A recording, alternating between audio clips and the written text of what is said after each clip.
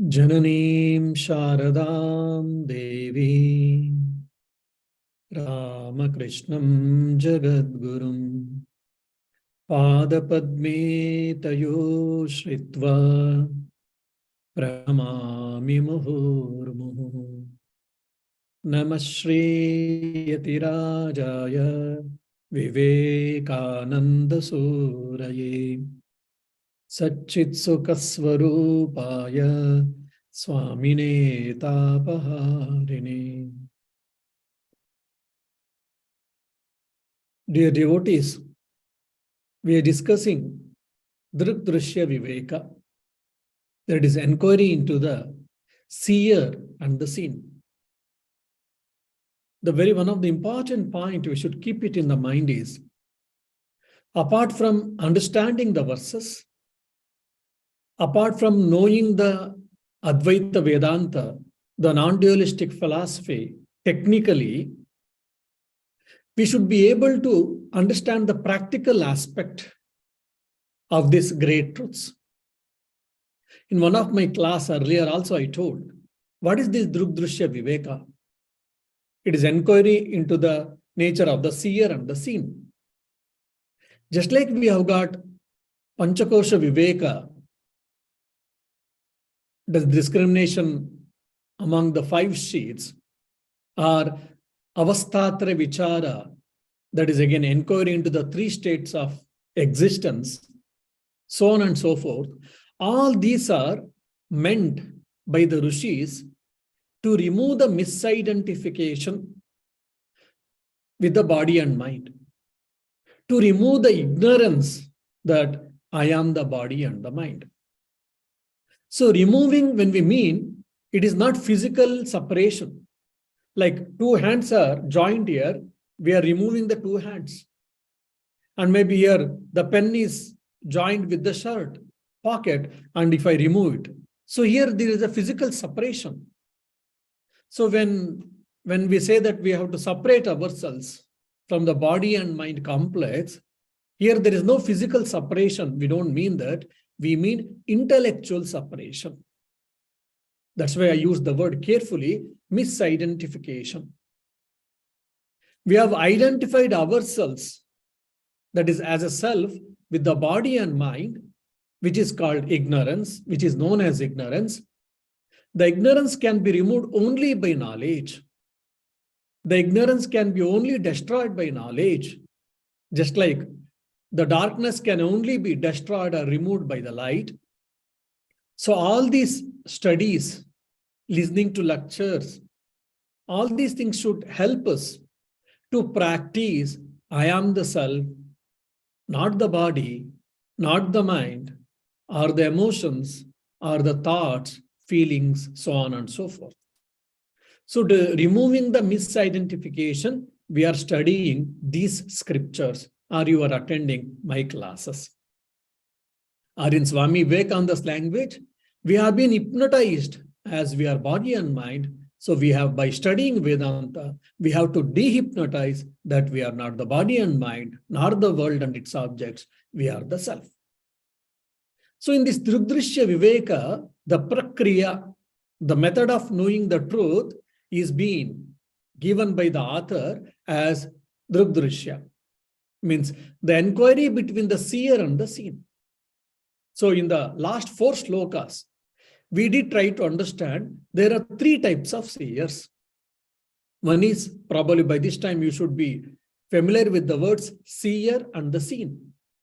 For the first, seen is sense objects, objects of the world objects or objects of the world. Then the seer number 1 is sense organs, eyes or nose or tongue or the skin or the ear, 5 sense organs of knowledge. They are called seers. Means because they are the knowers of the objects. The second is the mind gets the information from the sense organs. So sense organs became the seen 2, and the mind has become now seer number 2. So first, with respect to objects, the sense organs were the seer. With respect to the mind, sense organs took the place of the seen now. So mind is seer 2 and sense organs are seen 2. Now, with respect to it is called witness or sakshi. That is seer number 3. With respect to seer number 3, that is sakshi, the mind becomes the scene number 3. Because the sakshi is aware of the mind. I am aware of my thoughts. I am aware that today I am very happy. I am aware that today I am unhappy. But most of the time we are attached with our thoughts, with our feelings. When the mind is unhappy, I feel that as if I am unhappy. When mind is happy, I feel that as if I am happy. Now, hearing Drik Drishya Viveka classes or going through this text, you should understand that if I say I am happy, it is not I am the happy. Seer number 2 is happy, that is the mind is happy. I am bored. I am feeling unhappy. I am feeling miserable. That means again, seer number 2, that is the mind is unhappy, or it is feeling bored, or it is feeling guilty or whatnot. So this is called witness. The moment when you understand that, the moment when you even probably know it, then it gives a tremendous confidence. Probably I will tell a story from Swamiji's life and I will go to the verses. A revered monk by name Swami Kamalananji, I think I've told in some few lectures also, some other places. He, after his retirement, he was staying in Alsur, Ramakrishna Mat Alsur, Bangalore. Then I was a novice, brahmacharin. I was asked to look after his medical necessities. So every day I used to go and give insulin, asked to have tablets, whether I has taken tablets or not. And I used to check his BP, sugar, everything. Few months might have been over. He had a severe heart chest pain. Already he had been undergone angiogram once. So the doctors didn't want to take any risk. Then we took Swamiji to the Okat hospital. So for 1 week, Swamiji was in the hospital. First 2-3 days, he had a pain, very good pain he had. And we had to, doctors came, a group of doctors came. They tried to do a lot of investigations and scannings, etc., etc. And I was all along with Swamiji. After 4th day or 5th day, I asked, by the time his chest pain has reduced. So then I asked Swamiji, if you don't mind, I would like to ask a personal question. He was very jovial. And he was very free and simple and down to earth too. He said, yes, my dear, please ask. Swamiji, generally, how much ever we say, we are monks or householders, whomever so, when we get a chest pain, that means we don't know whether our days are numbered, whether we live or not, whether we survive or not, we don't know. So, of course, we are monks, we welcome death, but there can be mental reactions, anxiety or apprehension. But when I saw you, when I observed you, when we brought you from the hospital, from ashrama to hospital, and in the hospital also, after getting admitted here, when we were taking you to different scannings and tests and bringing you back and putting on the bed, all the times I observed very keenly, there was no even an iota of anxiety or what will happen to me because already I've been angiogram and I've got high diabetic. So such type of thought, such type of worry or anxiety, even I didn't see even little on your face, which is really astonishing for me. So how do you manage this? How is it possible, Swamiji? I would like to know. Then he smiled and he said, during my lifetime as a monastic, as a monk, at some point of time, had an experience, just a moment of experience probably, or maybe a few moments of an experience that I am different from the body and mind. I am not the body and mind, I am the self, or I am different from body and mind. I had an experience, I had a glimpse. So that has given tremendous confidence, tremendous fearlessness and whatnot. That's why all these things, when it is happening, I don't bother. My mind doesn't get agitated. And he also explained, that when he was put on the stretcher and he was taken to the operation theater few years before. So before getting into the operation theater, he had a blood vomit and probably good amount of blood was oozed out. And the doctor and the nurses got frightened because of that. Even at that juncture, he says that I told the nurses and the doctor, don't worry, I am an experienced patient. See, even at that juncture, he was jovial, he was making jokes and no apprehension, no anxiety. And he was giving, little dhairya, we say, fearlessness or whatever for the doctors and the nurses. So probably when we read Sri Ramakrishna's life, Swami Vivekananda's life, saints' life, we have heard all these things. But with the Guru Maharaj's grace, I was able to witness these things. So this is the importance, or this is the efficacy of this Advaitic truth. So why should we study Advaita Vedanta? If we understand, and if it comes into practice even little, it gives a tremendous confidence, it gives tremendous fearlessness to face our life, to face our difficulties, to face the adverse circumstances. So putting into practice this Advaitic truths, putting into practice is very, very important. I mean, once it has happened, then you'll be able to do many things. Anyhow, so now three types of seer we have seen.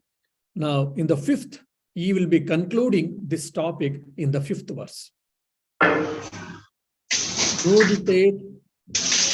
Balaji, can you mute yourself? I'm hearing a lot of sound.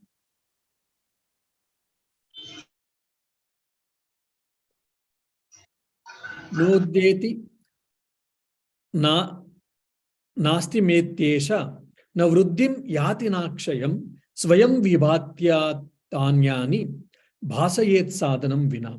It's a beautifully, the seer number 3, what is the nature of seer number 3?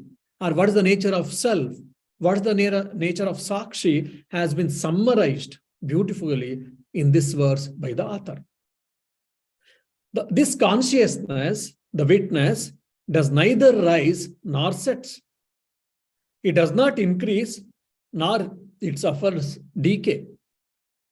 Being self-luminous, it illumines everything else without any other aid. So the 5 features of consciousness is which was discussed in the earlier verses, has been summarized here beautifully. So the consciousness or the witness is the eternal seer. When I use the word eternal seer, that means it is never the seen. Mind it is seer with respect to sense organs and it is seen with respect to Sakshi or witness. Similarly, the sense organs are seer with respect to sense objects and seen with respect to mind. But the Sakshi is always the seer. It is the eternal seer. And it is basically the consciousness is not limited by time and space. That is the overall, purport of this verse. How we will try to understand. In the due course of time, something grows and something dies. Something it increases in size, something it shrinks in size. That means there is a change in the space, there is a change in the volume. And in the pass of time, in the due course of time, there are many changes. So any object you take, starting from atom to the human being, whatever, any object, any particle or any object you take from the space and causation time, it keeps on changing. Even the galaxies, even the stars, whoever has studied, every one of us, we remember our high school days, we know the life cycle of star. It takes millions of years, but still there is a change there. But even that change, we don't find, we don't observe, we can't see in the Sakshi or in the witness, because it is never the object, it is the subject. And it doesn't have any birth.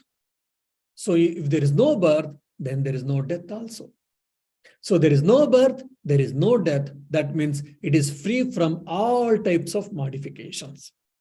Now, whereas this body, physical body, it has got a birth. So probably if whoever studied the Advaita Vedanta or Upanishads, they know that our body has got 6 types of modifications. That is called Shad Vikara, Shad Bhava Vikara. What is that? First is Asti, existence. A being starts getting existed in the form of in the mother's embryo beginning. Then birth. At some point of time, we come out from our mother's womb. That is what our date of birth we say. Birth, Jayate. Then slowly we grow from childhood, adolescent, then young, then middle age. Grow, Vardhate. After middle age, after 40s, then slowly, we don't grow anymore, only we start decaying. Or we maintain for some time our body things, and slowly it starts decaying. Oh, earlier I am not. Now I am getting middle age. I don't have so much energy, how much ever I had during my youthful days. Like 45, 50, the age group people, they keep on saying this. Why? Because Viparinamate, changes is happening. Then slowly after 60, one spare parts of our body gets failed. I can't see properly, my digestion is not good, I've got a rheumatism, or I've got a leg pain, eye pain, and then ears problem, toothache, whatnot. So spare parts of the body starts getting problem. So apakshiyate, that is what? Decay. Then at some point of time, Hari Om Ramakrishna, that is no more. He passed away. He left his mortal coil. Means that is what? Vinashyati, that is death. So these are the 6 modifications every organism undergoes, every being, especially with the human being or with this human body. Whereas the self is free from all these 6 modifications. So that we have to understand. So that means what? It is Sharira Vilakshana, Mano Vilakshana, Atma or Sakshi. The Sakshi is different from the body or bodies. Why? It is different from subtle body, it is different from physical body, it is different from causal body also. And it is different from mind, thoughts, then emotions, then feelings, then intellect, then ego. It is different from all these things. That's what we understand from this one point. Since it has no more birth and death, that means it has it is not created and it doesn't have any destruction also. So it is eternal, it is free from space and time causation, or it is beyond the time and space causation. Even Earth, the planet, even the sun, star, even the galaxies, solar systems, everything is limited by time and space. Say for an example, in the whole universe, Milky Way galaxy is in one place, in one, how much ever big it may be. But in other galaxy, when you say, there you can't find the Milky Way galaxy. Why? It is limited by space. Today, Milky Way galaxy is there. Maybe 300 million years before Milky Way galaxy was there or not, we do not know. After so many years, again, Milky Way galaxy will exist or not, we do not know. So it is also bound by time. So it is bound by time and space even, but the self is not. Why? Because it is never the object, it is never created, so it cannot be destroyed also. So here, one important thing we should understand as a corollary, the science always keeps on telling that. What is that? Matter is a fundamental thing for the science, and everything evolves from that. They argue in so much so that at particular combination of the matter or the atoms or particles or whatever, even the life originates. Because of the permutation and combination of the matter or the particles or the atoms, even the life originates. That's what the science says that. But whereas the Vedanta takes the just opposite step. What is that? Even the matter has been evolved from the spirit or from the self. We have studied this already in the Tattva Bodha. And Taittiriya Upanishad tells very clearly, Akashad, Sokamayata, Bosyam Prajayayet. Tat Sruštva Tadevanupravishata. The self thought, the Atman or Brahman thought, let me become many. So many beings came into existence and it created this world and it entered the world. So Akashas, Vayu, Vayu, Ragni, Agni, Apa, Apa, Prithvi, all these things we have already seen. So even the matter has been originated or evolved from the self, from the spirit. Whereas the science is telling that even the life, the spirit is evolved from the matter, but whereas Vedanta says that the matter is also evolved or appearing from the self. This is the technically difference between science and Vedanta we have to understand. So the consciousness exists prior to creation and also after the destruction. Say now Mahapralaya comes. When Mahapralaya comes, the whole universe gets destroyed. Then what happens to self? What happens to consciousness? If any one of you ask, yes, it exists. So all this idea has been given in a Brodhanika Upanishad so beautifully. I will chant that verse. Sahovacha etatvai tadaksharam gargi brahmana abhivadanti. What is that? Astulam, ananva, harasvam, adhirgam, asneham, achayam, atamaha, avayu, anakasham, asangham, achakshusham, ashrotram, avak, amanaha, atejaskam, apranam, amukam, amatram, anantaram, abhayam, natadashnati kinchana, natadashnati kinchana. It is simple Sanskrit. Whoever knows bit Sanskrit, they can understand. The overall English meaning will be, translation will be like this.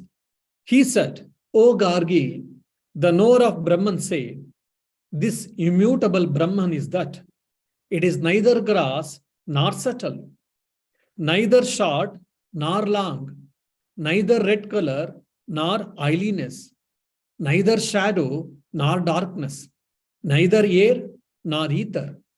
It is unattached. And it is neither has got a savor or odor. It has got without ears, without eyes, without any vocal organ or mind. And it is luminous. It is not non-luminous. It is without the vital force, or it is without the mouth. And it is not immeasurable. And it is without interior and exterior. It does not eat anything, nor is it eaten by anybody. So a beautiful explanation, the biodata of the self or the Atman of the seer number 3 has been given beautifully. So basically self is not the matter, self is not the body and mind. It is beyond all these things. It is the base, it is the existence on which everything exists, has been told very clearly. And one more important we have to understand is here the consciousness is self-luminous. And it is ever the seer. Now you are able to see me. One is because of internet, because of the instrument, all these things. We all know that. But one component which is very important, which we forget. What is that? The Vedanta tells that light. Because here I have got enough sunlight, beautiful sunlight. So because of that light, you are able to see my face. Otherwise, if there was a darkness, even your internet is there, my, laptop is there, your laptop or phones are working, everything, but still you were unable to see me. You would not have been able to see my face if there was a lack of light. So we are always bothered about the name and form, but we don't pay our attention for due to which we are able to see the form or name and form. We are able to see the form and we are able to name it. So Advaita Vedanta is asking us to try to shift our focus from the name and form to the light. Similarly, from matter to the self. Similarly, from name and form to the light. And it is self-luminous. By its mere presence, everything is known. To know something, we need light. But to know the light, you don't need anything else. Because it is self-luminous. So the consciousness is also like light means what? It is self-luminous. You can know anything and everything because it is the knower always. How to understand? Probably I'll give a simple example. With the help of sunlight during the daytime, because sunlight we have got, we see so many things. You see plants, animals, human beings, or your own body, water, sea, rivers, mountains, all these things. Fine. When there is no sunlight, you can't see all of them. Otherwise, you should have a electricity light or you should have a moonlight. If not, if it's a pitch darkness, then you can't see any of them. Whereas, if you would like to see the sun, do you need any light? No. Because the sun is self-luminous, you don't need any other extra light to see the sun, to view the sun, to observe the sun. So similarly, the self is self-luminous. So you don't need anything else to know it. It is always. Then why are we struggling all these things? It is only to remove the ignorance. Because a thick patch of cloud is covering the sun, we are not able to see the sun. So what is our now goal is to remove the clouds, to shatter the clouds so that we can see the sun. So a thick layer of ignorance is covering on ourselves so that we are unable to understand, unable to comprehend that I am the self, I am the seer number 3. So all our sadhana is what? To remove the ignorance, to destroy the ignorance. So here the author concludes this seer number 1, seer number 2, seer number 3, and what is their nature, more or less in a snapshot way, in a gist way. He completes in the 5th verse. From 6th verse onwards, he takes a new topic. Means the formation of this the formation of seer 1 and seer 2, and the functionality of all the 3 seers in detail is explained from 6th verse to 12th verse. Let us see. Chichaya veshato buddhau bhanam dihi tu dvidastita eka ahamkrutiranya syad atah karana rupani. Intelligence appears to possess luminosity on account of the reflection of consciousness in it. Intelligence is of 2 kinds. One is designate egoity, aham kruti. The other is mind, antakarana. So here, basically, the seer number 2, the formation of the seer number 2 and the functionality of the seer number 2, that is mind, generally has been explained here. So basically, from 6 to 12, 5 questions has been answered. What is that? Seer number 2 or seer number 1? How are they formed? How are they formed? This is the first question the author tries to answer. The second is, how do these 3 seers originate? How they are formed? How do these 3 seers originate? Second question. Then what are their functions? How are they formed? And what are their functions? Then the 4th is, what are their roles? What are their roles? And the 5th is, what are their activities? So these are the 5 questions has been answered by the author from the verses 6 to 12. Now you have to understand sun, moon, and the world. Today is full moon day. Night we had a moonlight dinner. And we are all enjoying the moonlight dinner. Beautiful, milky, white sun we are seeing. Sorry, moon. So nice, so grand and all. So that whatever the grand beauty we are enjoying, and moon is able to give the light to the earth planet, and we are able to see the things to some extent, and we are able to enjoy that light. That light, whatever we are getting from the moon, is it original light? No, it has been drawn from the sun. I mean, sun is a self-luminous, sun has got the light. The reflection of the sun's light has been fallen on the moon. So that's why moon is getting illuminated, and moon is giving the light. Moon is giving the light to the world, and that's how the earth is getting illuminated. Means earth, in the earth, people are able to see the objects. So this example, you should keep it in mind. Then when we go for the understanding the verses, you'll be able to understand how the mind is formed, how the mind is acting or whatever. So seer number 3, Sakshi, is never formed. It is never originated. We already know that. It is eternally present. There was no time where it was not there. There is no time where it is not there. There will be no time where it will be not there. That is very clear. So it is called Trikala Abhadita Satya.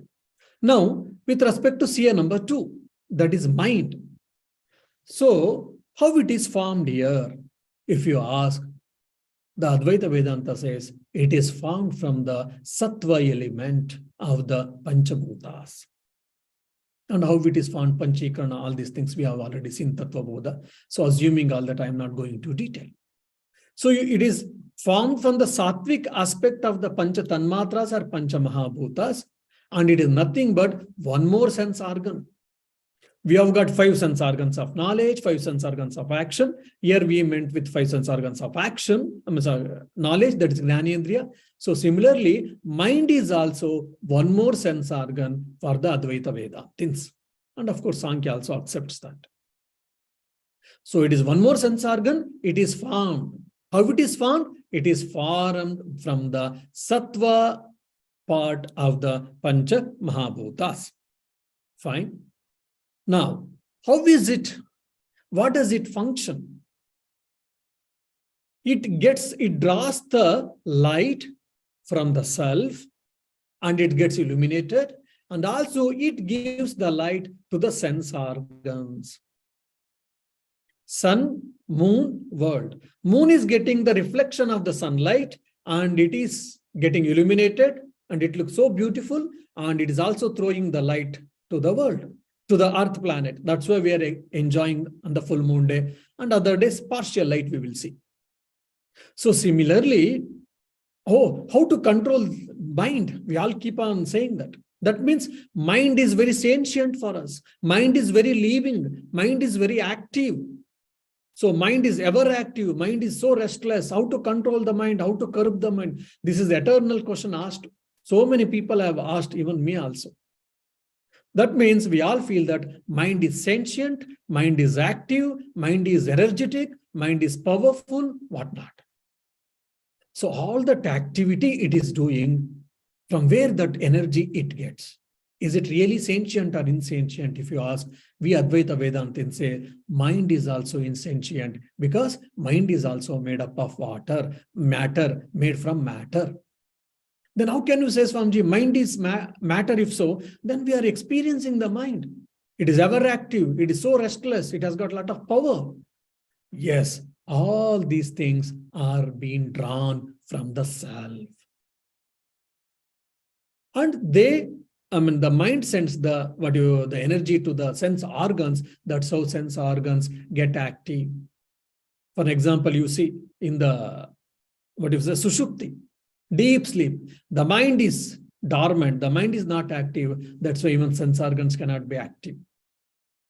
Whereas sense organs need not to be active, but mind can be active. But if the mind is not active, sense organs cannot be active at all.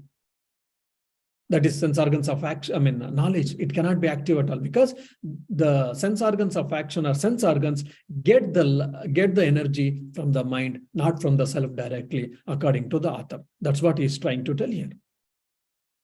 So when the consciousness is there and when the mind is reflecting medium, its reflection has fallen on there. That is called Chitchaya, reflected consciousness. So that because of that, mind becomes active, mind becomes the seer number 2, mind becomes the knower, and it sends its energy to the sense organs, and that's how sense organs starts functioning. So today, so much experiments are being done in the conscious field. So all their experiments is respective with reflected consciousness, not with the original consciousness. This we have to understand very clearly.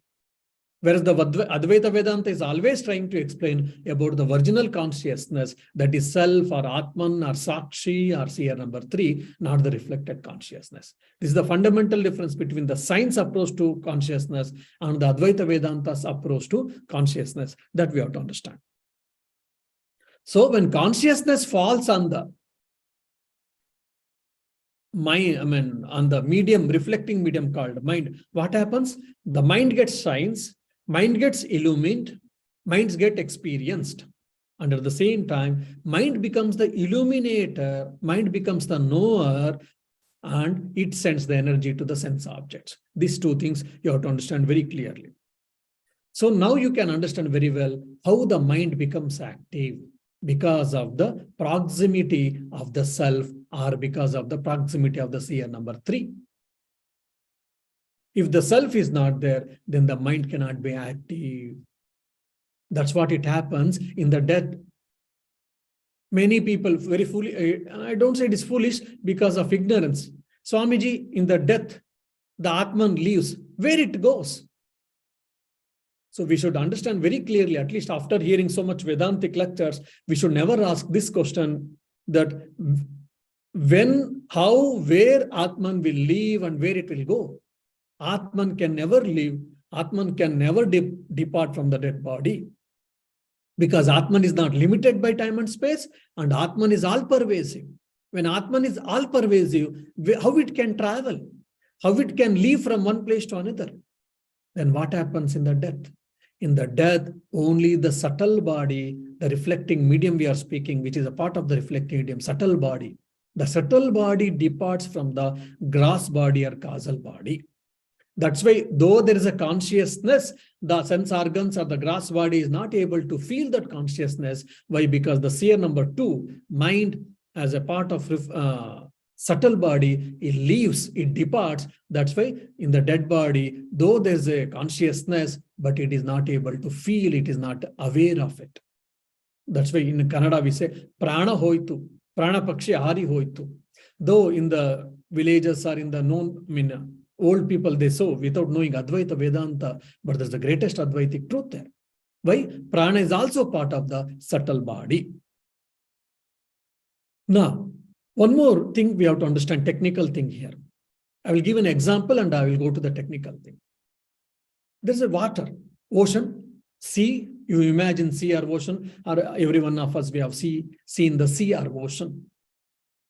So ocean has got a huge water, it's a huge water source. Fine. And also, immediately when I ask you to remember, imagine the ocean or the sea, you are able to imagine, you'll be able to imagine the huge quantity of water as well as the waves, isn't it? So ocean has got water and the waves.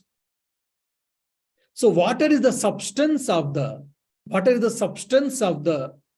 ocean, and the waves are the manifestation or the particular name and form, particular spectrum of the ocean. So here the author is functionally, to make us understand, is splitting the mind into 2 parts. One is ahankruti, the other is antakarana. Ahamkruti is what? It is the mental substance, just like water in the ocean.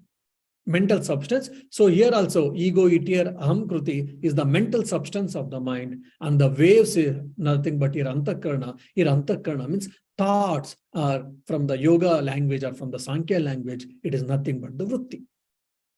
And technically, it is spoken as dravya amsha and vritti amsha.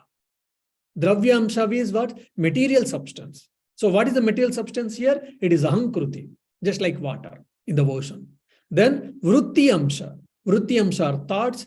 It can be compared as waves in the ocean. So when the mind perceives an object through sense organs, what happens? That means how it perceives.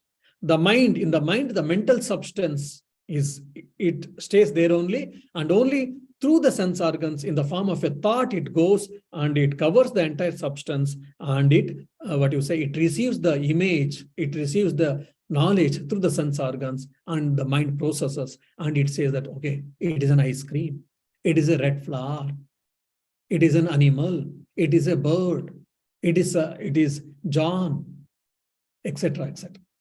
So basically, to make us understand how the mind works, so the author is trying to, differentiate between the mind into 2 parts. One is mind substance, the other is function, substance function aspect. One is manovrutti, one is vritti, the other is vritti called antakarana here, the other is egoity, ahankruti, that is called dravya amsha. This whole idea also has been, if you remember, Dakshinamurti Stotra in the 4th verse also has been discussed very clearly. How the mind works. The beautiful verse tells, Nana Chidra Gatodara Sthita Mahadeepa Prabhabaswaram Gnanam Yasyatu Chakshuradi Karna Vara Bahihi Spandate Janami iti Tameva Bantam Anubhati it Samastam Jagat Tasmai Shri Gurumurtaye Nama Idam Shri Dakshina Murtaye. Probably I will give the translation of it. As the light of a great lamp situated inside a pitcher having many holes shines outwards.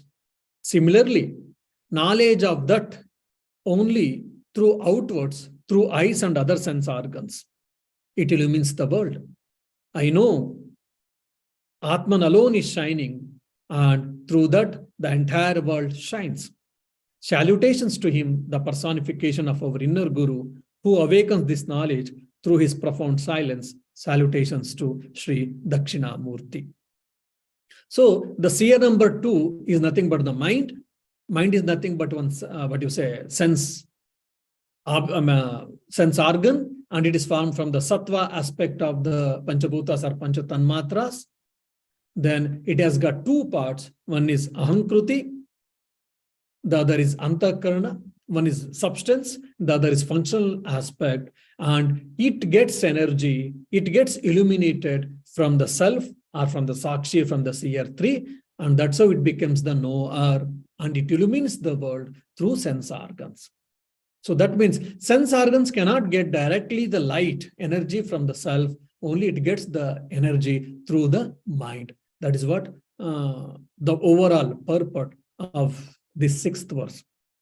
I mean, it is a bit technical, no doubt, but in a simple way, as much as possible, I have tried to explain. I hope you have understood. If not, please in the question answers, kindly ask if you have got any questions. Om Shanti Shanti Shanti Harihi Om Tat Sat Shri Ramakrishna Arpanamastu.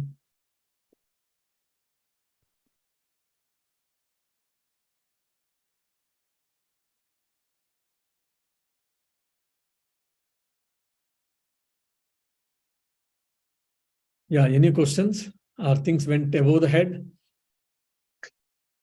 Little tough, but so only one basic one. Witness and Atman are the same? Yes, same. Self or Atman or Brahman, Sakshi, all are same. It is only technically just used in a different occasions, that's all.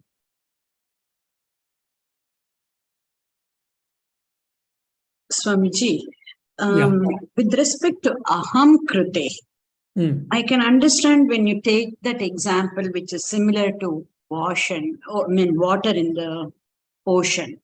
But in terms of it's the mind substance, you also said egoity, I think. What is it? What is it that is made up of? Can we compare like with the chitta, ahankara? If you take that classification of mind, 4 aspects, buddhi, chitta, ahankara, can we? But the karana is different. Yeah, I'm little bit. Yes, see, I will give an example. So now, as you know that now you understood the ocean, water and its waves. So water is the substance, isn't it? Material substance. Right. Okay. Then the waves are the manifestations. Right. So similarly, this aham kruti is the technical word used by author here, actually. Here, aham kruti means egoity, the translation of the aham kruti. We should not take it literally as egoity. Rather, it is only the mental substance. That's why I use the word dravya amsha.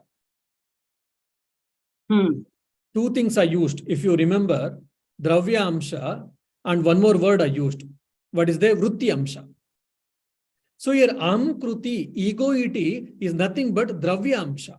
Dravya amsha means what? Mental substance, or the substance by which the mind is made. So according to the Advaita Vedanta, how is it made? This aham kruti, or you say, or the mental substance, the substance by which the mind has been formed is nothing but the sattva portion of the elements. 5 elements, as you know. So that's what it has to be taken here. Aham kruti means, not the aham is I or whatever. Yes. Here antakarana, here just author has taken only thoughts or vrittis. But it also should include the sense of I, or the sense of chitta, the chitta, buddhi, manas, whatever we say, antakaranani in generally, the four functional aspects of the mind, all these four should also come into antakarana. But generally we don't tell that. Why? Because here the author has taken only from the point of thoughts or vrittis only. That's why we confine them from the text point of view. Okay. Yeah. Thank you so much. Yeah. Swamiji, I have a question. Yeah, please. With regards to the Atman, to understand it, since it is sort of abstract, can we say it is like energy, something that cannot be created or destroyed, but it is there? Yeah. Is it relatable to such a concept, or how do we make sense of it from a... Yeah, wonderful question it is. So again, I think I told you or someone in earlier classes, why we are not able to feel that, why we are not able to understand it, or why we are not able to imagine or think, or rather it has an abstract concept for us. Why? Because our mind, the nature of the mind and the limitation of the mind is objectifying the things. Without name and form, mind cannot think. Okay. Yeah. So when I say self, when I say Atman, when I say Sakshi, immediately it starts imagining a particular form. Yeah. Maybe in the form of light, maybe in the form of sky, or maybe just a flame. With a candle, we see a small flame, maybe like that. So basically, now we have got the name now, Sakshi or Chaitanya or Atma or Brahman, that name we have got. Now, form also we keep on trying to imagine, or maybe a vague form, or just a spark of light, or an aura of light. So such type of concepts or such type of thinking, our mind keeps on doing it. Why? Because we think that self is an object. Because that is the limitation of our mind. So here you have to understand very clearly, the self is never the object, it is the only subject. So what do you mean by subject? Means it is always the pure awareness, it is the pure consciousness, it is not the matter. Say for an example, you have got a knowledge of an ice cream. Yeah. Okay, you have got a knowledge of an ice cream. So do you think that knowledge is a matter? Knowledge has got any form? No. No. Isn't it? No. So that means that you have got a knowledge of an ice cream. You have got knowledge of the pen. You have got knowledge of the computer. You have got a knowledge of the maybe mobile. Isn't it? Right. But knowledge is not an object. Isn't it? So similarly, now I'm telling that you are saying knowledge of something else. With reference to all these things, now I am trying to tell that you are that knowledge. Your nature itself is that knowledge. Beautiful. Yeah, it's beautifully put. Very nicely said. Yeah. So much. Makes it much more clearer. Thank you so much. Yeah.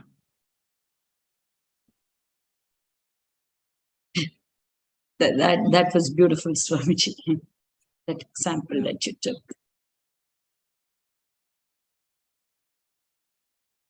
Either we objectify it or we assign a function and then understand. Yeah. It's all for all practical purposes. That's all, but it is not. Advaita Vedanta, they are making to undergo such a difficult exercise is nothing but like small children. They build an house in using sand or small, when we were small and all, we would have played with the sand and small stones, pebbles. We build a house or a temple. And when father calls, immediately we demolish everything and we go away. Isn't emotional? So it is nothing but Advaita Vedantins are the philosophers are making us to build that castle, and afterwards they will ask us to break it. As long as it's not castles in the air, Swamiji. Yeah. Yes, Amit, you were saying that you had a technical difficulty probably to understand this last verse, I feel. What was the thing probably you didn't understand?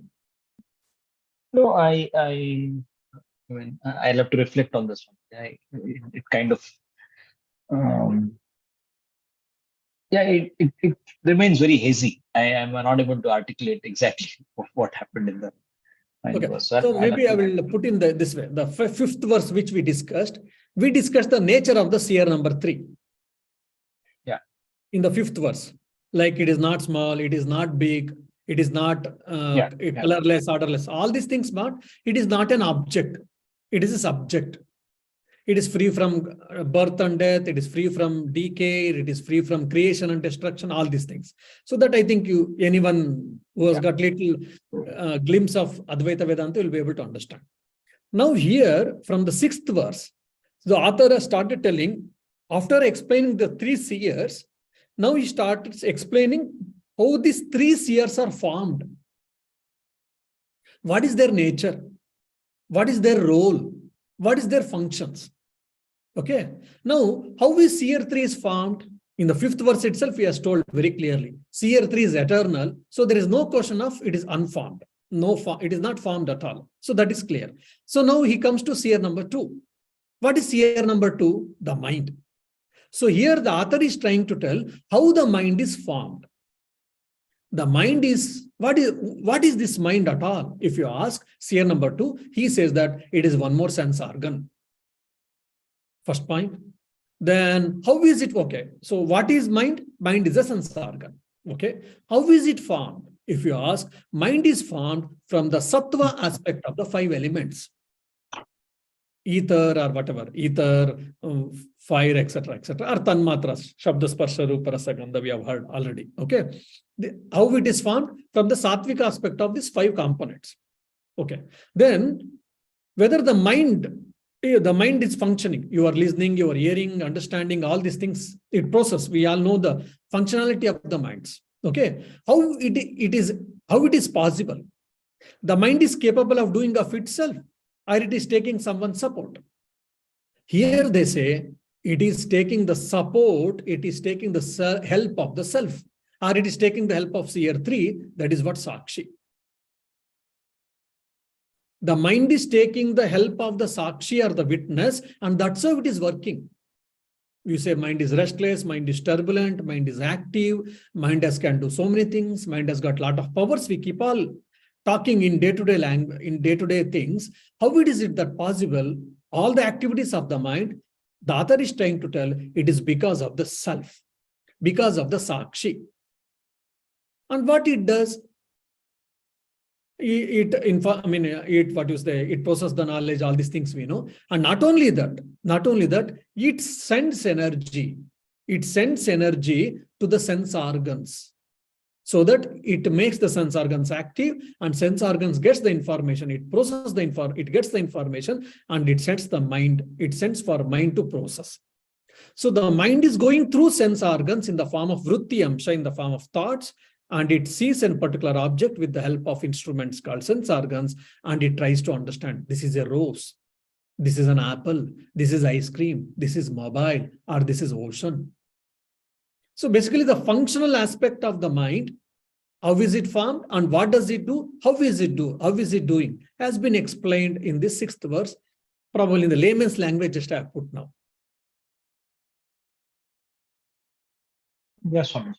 I think one aspect is this whole separation between Antakarna and the Aham, I forget the Sanskrit term. Aham Kruti. That essentially the both of the form through the sattvic elements. There is no differentiation. Yes. It is just a functional differentiation. It seems like one is Yes, material yes. and the other is. The still precisely, you want me to tell still clearly, one is the nature, the substance by which it is made, the other is its function, that's all. There are now 2 different things. Yeah, they're not different things. I don't know why that differentiation was created. The differentiation is made to make us understand, that's all. To make us, they have sizzled out because to make us understand clearly. So it has got a substance and it has got its function.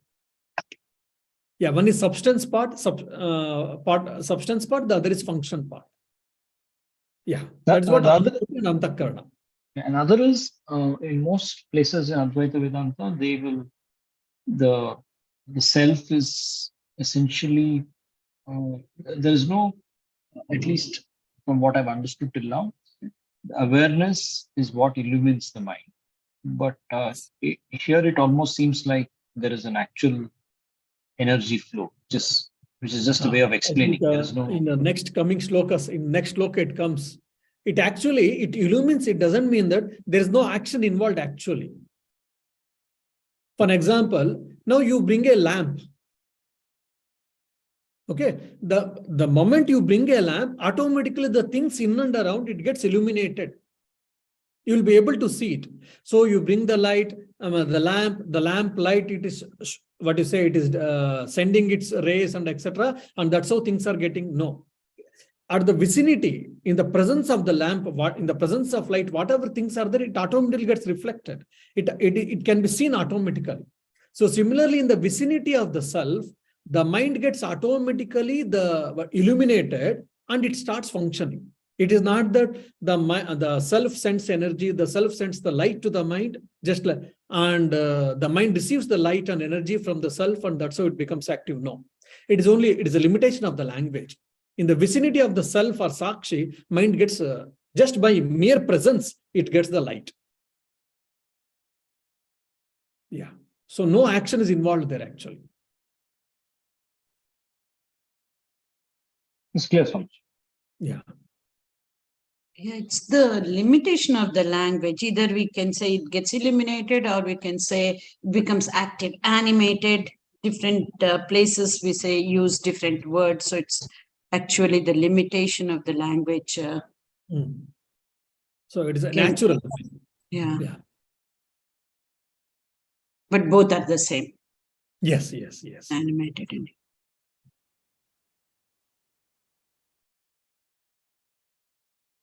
I think that's all the questions, I believe. yeah. Namaste so much. Namaste. Maybe people also should do some homework before coming here. Like now, myself and some Swamijis, we are studying, Brahma Sutra.